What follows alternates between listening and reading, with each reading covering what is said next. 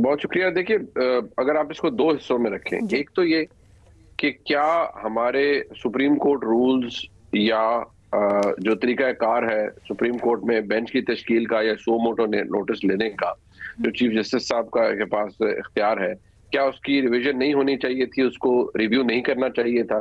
तो सादा सवाल है कि जी बिल्कुल करना चाहिए था, और ये वक्त की जरूरत आज भी है, अब से बहुत साल पहले भी थी।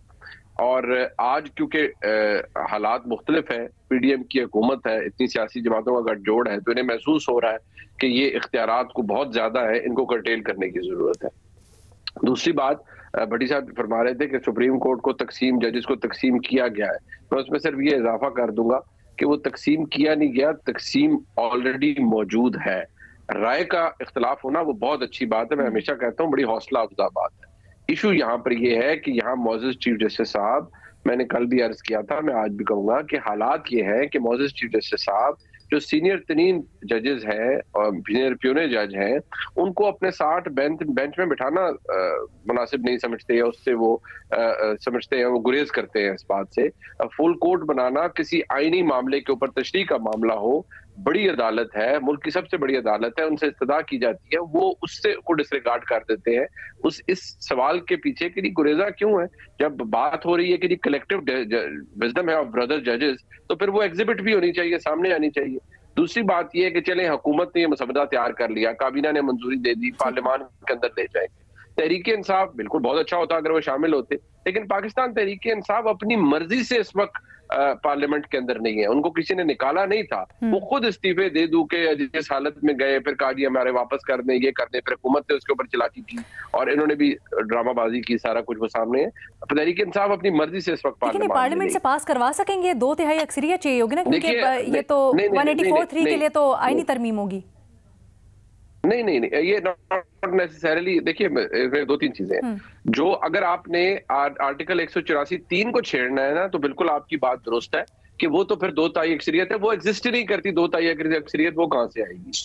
दूसरी बात यह है कि अगर आपने कानून बनाना है और एक्ट ऑफ पार्लियामेंट बनाना है, उसके लिए सादा अक्सरियत जो गिवन है, मौजूद है, उससे वो कानून बन जाएगा। लेकिन एक और बात जो है, देखिए, पार्लियामान कानून बनाती है, पार्लियामान का कानून इन क्वेश्चन भी हो जाता है सुप्रीम कोर्ट के अंदर, और हमारे मुल्क में तारीख मौजूद है कि पार्लियामान ने कानून बनाया, सुप्रीम कोर्ट ने उसे स्ट्राइक डाउन किया।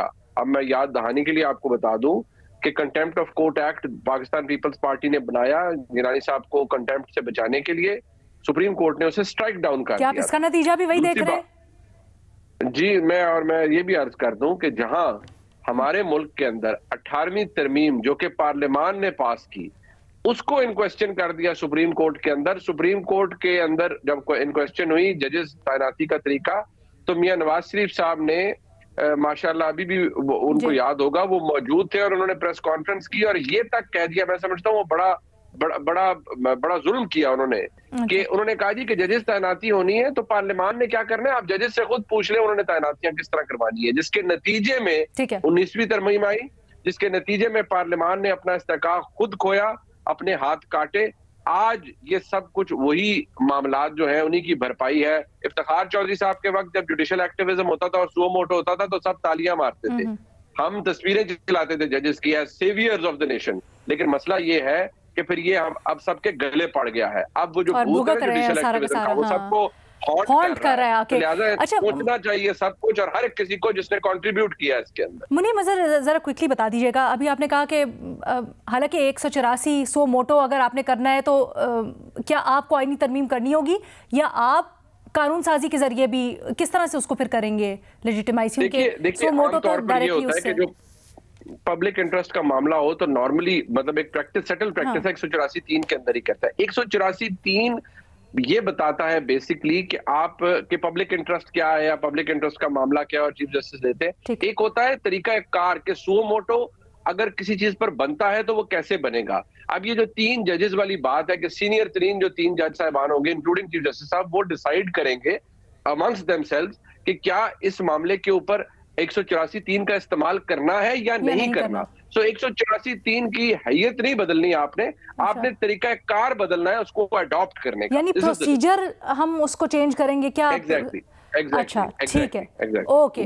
अच्छा, आप ये कह रहे हैं कि हुकूमती इकदाम दुरुस्त है, बल्कि नागुज़ीर हो गया था ये करना, लेकिन अगेन आगे देखना है कि होता क्या है इस सिलसिले में। ये शुबा ज़ाहिर, इतनी सी बात आपको बता दूं, अगर वो कहते हैं ना कि वो पंजाबी अगर आपको समझ आती कि वेले दी नमाज तक कवेले दिया टक्करा, ये कवेले की टक्कर है, अब पता नहीं किस जगह जाके बैठे।